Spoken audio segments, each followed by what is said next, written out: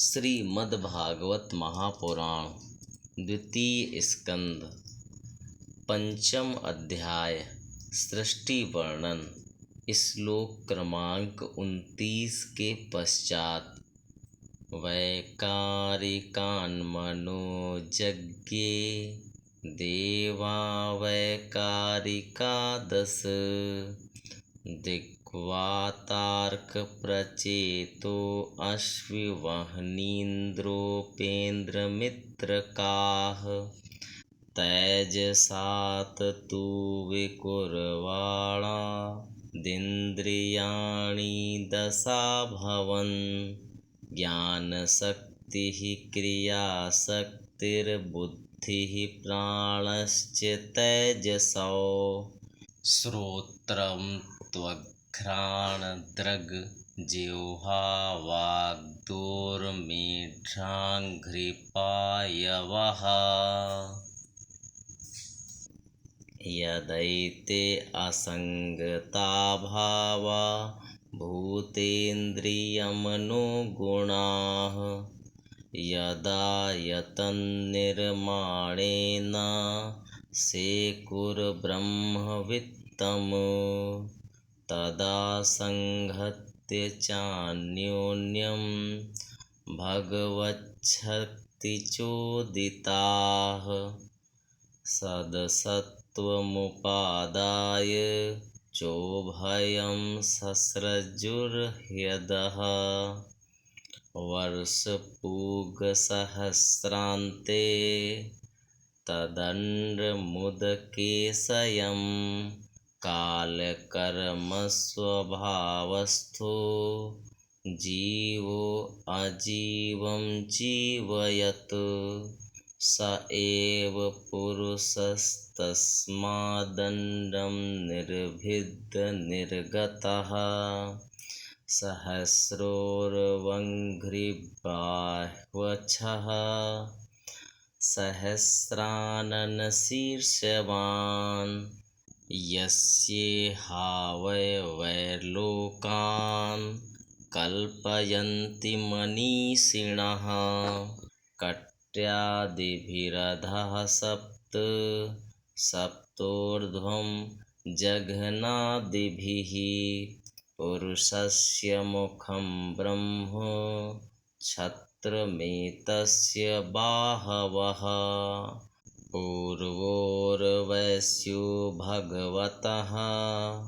पद्भ्यां शूद्रोऽभ्यजायत भूर्लोकः कल्पितः पद्भ्यां भुवर्लोको अस्य नाभितः हृदा स्वर्लोक उरसा महर्लोको महात्मनः ग्रीवायां जनलोकश्च तपोलोकः स्तनद्वयात् मूर्धभिः सत्यलोकस्तु ब्रह्मलोकः सनातनः तत्कट्यां चातलं क्लिरिप्तमूरुभ्यां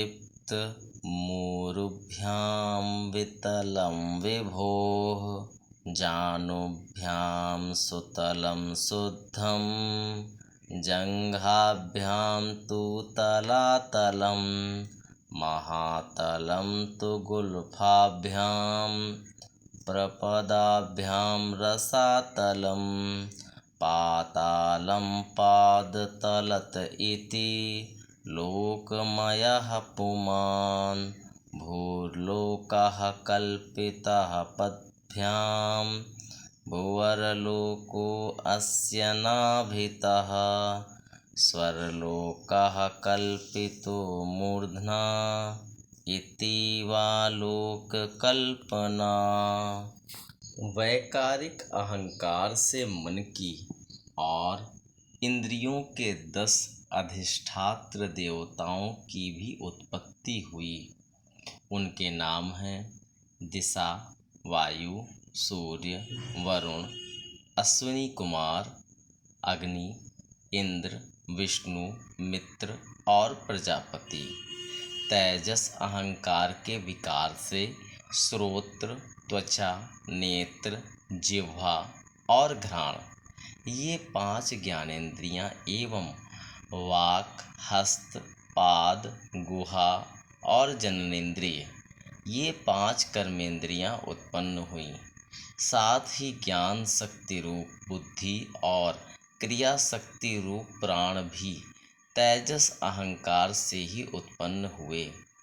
श्रेष्ठ ब्रह्मविद जिस समय ये पंचभूत, इंद्रिय, मन और सत्व आदि तीनों गुण परस्पर संगठित नहीं थे, तब अपने रहने के लिए भोगों के साधन रूप शरीर की रचना नहीं कर सके। जब भगवान ने इन्हें अपनी शक्ति से प्रेरित किया, तब वे तत्व परस्पर एक दूसरे के साथ मिल गए और उन्होंने आपस में कार्य कारण भाव स्वीकार करके व्यष्टि समष्टि रूप पिंड और ब्रह्मांड दोनों की रचना की। वह ब्रह्मांड रूप अंडा 1 सहस्त्र वर्ष तक निर्जीव रूप से जल में पड़ा रहा। फिर काल, कर्म और स्वभाव को स्वीकार करने वाले भगवान ने उसे जीवित कर दिया। उस अंडे को फोड़कर उसमें से वही विराट पुरुष निकला, जिसकी जंघा, चरण, भुजाएं, नेत्र, मुख और सिर सहस्रों की संख्या में है।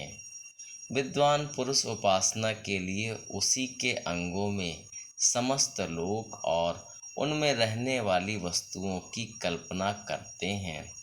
उसकी कमर से नीचे के अंगों में 7 पाताल की और उसके पेड़ों के ऊपर के अंगों में 7 स्वर्ग की कल्पना की जाती है। ब्राह्मण इस विराट पुरुष का मुख है, भुजाएं क्षत्रिय हैं, जांघों से वैश्य और पैरों से शूद्र उत्पन्न हुए हैं। पैरों से लेकर कटी पर्यंत 7 पाताल तथा भूलोक की कल्पना की गई है। नाभि में भुवरलोक की, हृदय में स्वरलोक की और परमात्मा के वक्षा स्थल में महरलोक की कल्पना की गई है। उसके गले में जनलोक, दोनों स्तरों में तपोलोक और मस्तक में ब्रह्मा का नित्य निवास स्थान सत्यलोक है।